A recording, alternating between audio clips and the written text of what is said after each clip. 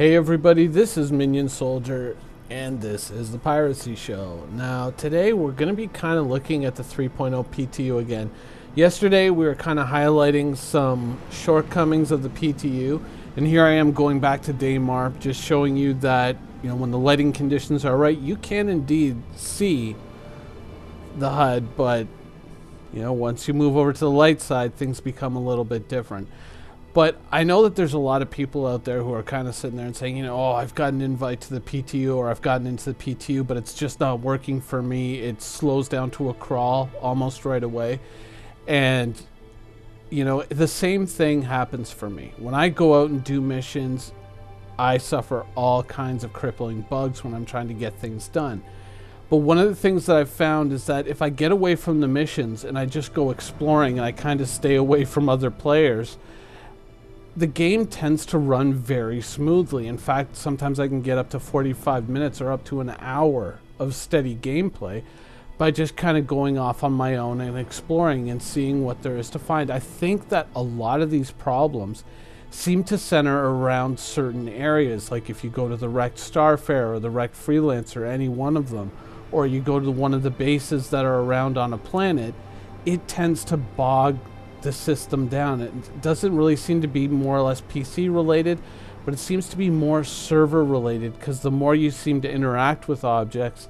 the more the game seems to kind of mess up and lose track of what you're actually doing, and then finally it collapses and you just crash out of it, or you get disconnected. That seems to be where a lot of the problems are centered. But if you want to just get in and explore the universe,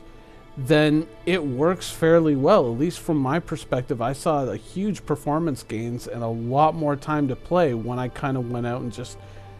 went looking for whatever was out there.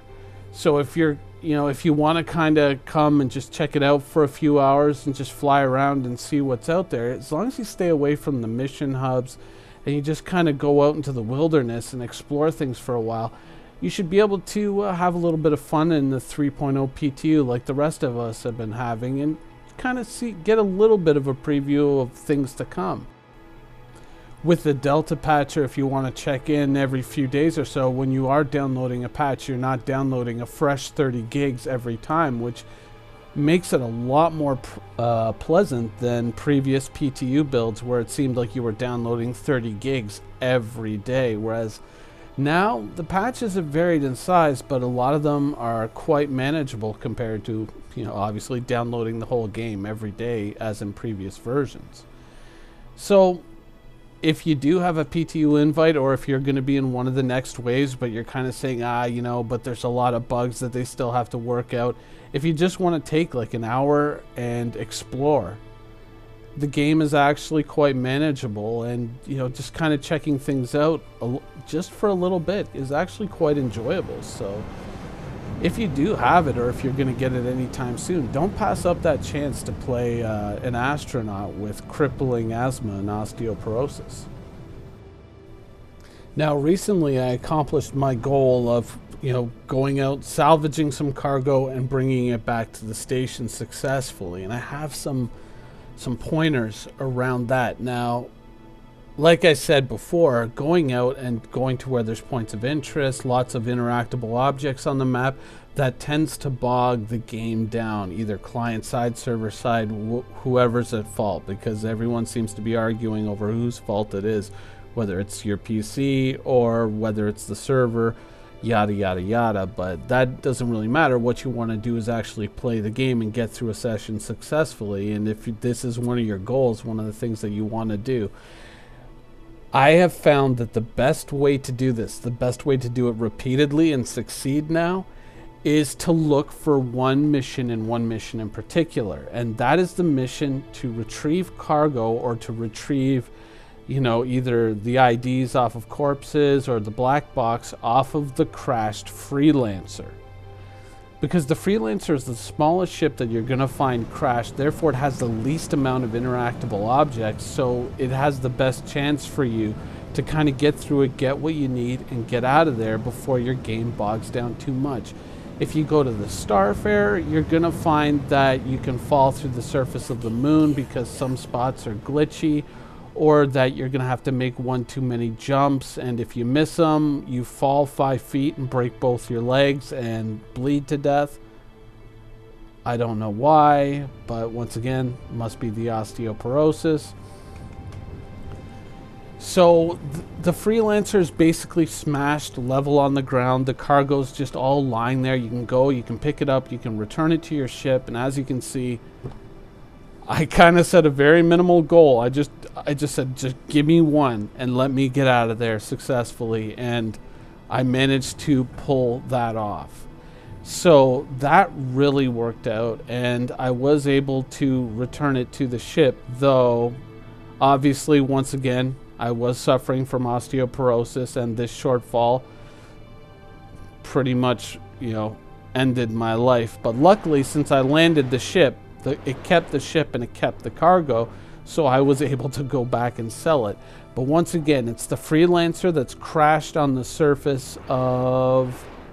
Delamar is the moon, I believe. There's a bunch of different missions. You're going to see the Starfarer a lot. Sometimes you'll see the Freelancer and it's floating in space, or sometimes you'll see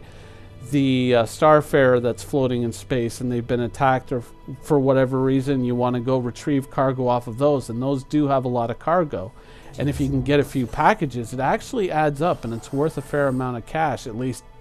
in this version of the economy with the rewards that we're getting. It's not worth, you know,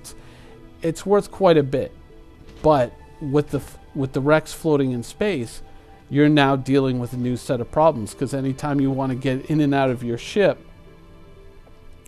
the game seems to think that when you just kind of float in through the side door of your ship and just kind of try to slowly inch your way into the ship, the game thinks that you're doing 50 meters a second, and as soon as you transition into that new gravity environment, the game just throws you up against the ship and bounces you off of it, which can cause you to glitch out, drop the package that you're carrying, suffer fatal injury, or just bounce 50 meters off of your ship and then end up standing there or floating there stuck in space with the package attached to your right hand, but yet unable to interact with it or actually do anything. So even though it looks like the space missions are a lot easier, and you're going to see the Freelancer come up a lot more frequently when it's the wreck floating in space, it's pretty counterproductive to take those missions, because even though there's a lot of packages floating around that you can steal,